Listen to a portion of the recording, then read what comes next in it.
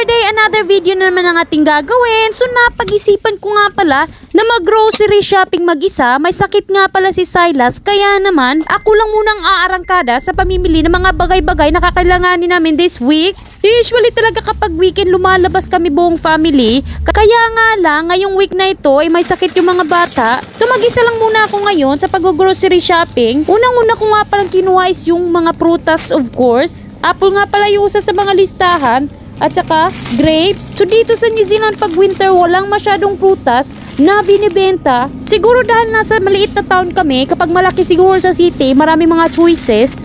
Kaya naman apple at saka grapes at saka pear lang talaga nabibili ko every week. Meron ding banana. So iba talaga sa Pilipinas. Marami tayong prutas na mapagpipilian. All year round yan. Dito naman kapag winter kasi malamig, namamatay nga yung mga tanim at sa mga prutas. Meron namang tumutubo na mga pang winter na fruits. Season din yung mga prutas dito. So dito naman ako nagpunta sa mga juices at bumili din ako ng counting chocolates. Bumili din ako ng konting mga meat. Mga drinks na naka-on special, pinipili ko talaga yung mga naka-less. Naka-full price kasi medyo mahal-mahal. Ganito kapag nag-grocery shopping ako, tinitingnan ko yung presyo. Kung naka-on special or naka-less siya, hindi ko yan of course. Pag hindi naman, pass muna at next week na naman.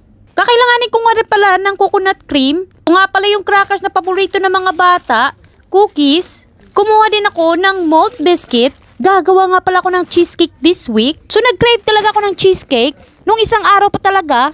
At napag-isipan ko next week gagawa talaga ako. Napakadali lang pala gawin. Tinignan ko sa YouTube. Hindi ko talaga alam kung actual is madali lang talaga. Bumili din ako of course ng cone. At saka ito nga pala yung paborito ng mga bata.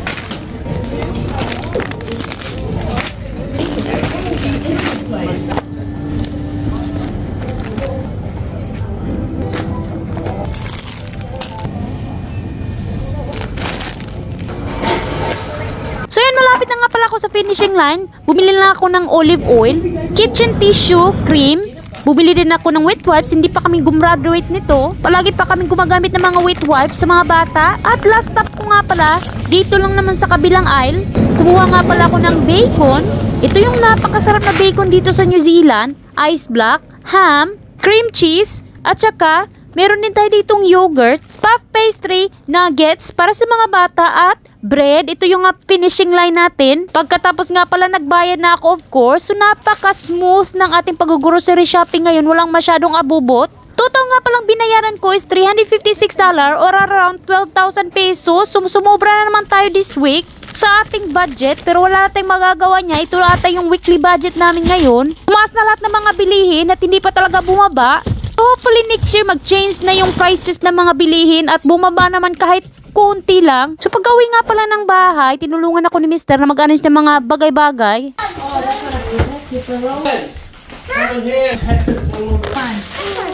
the pink one. Oh, I like the brown one. I like the yellow one.